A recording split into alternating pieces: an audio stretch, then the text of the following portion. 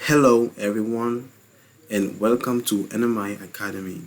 Here's Isaac and today is a tip to remove the background on the logo in Photoshop so that you can use it on your social media, your website or whatever you want to. So by the way, here's a logo here which has been designed in NMIAcademy. We're going to just follow simple steps, okay? Nothing is going to be difficult in here. The first thing to do is to come at the layer pane here, okay, at the right hand side, and just going to uncheck the visibility of the background layer like this. Now after that, we're just going to export our logo as a PNG file. Just come to the file menu, go to export, and you choose save for web, okay.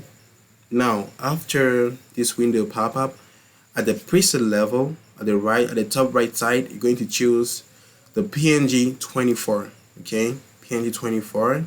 And now talking about the default settings, I guess you don't have to change anything in here. About maybe the metadata, you can change it to none or copyright and contact info, but I'm going to leave it as it is. And now I'm just going to press the save button, and now write the name of your file. I'm going to say NMIAcademy logo without, I'm going to write it like this, without background, right,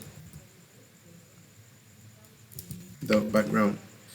And I'm going to save it in the folder called learning folder. Make sure to know where the location of your file is going to be saved. Save. Okay, I guess everything is cool.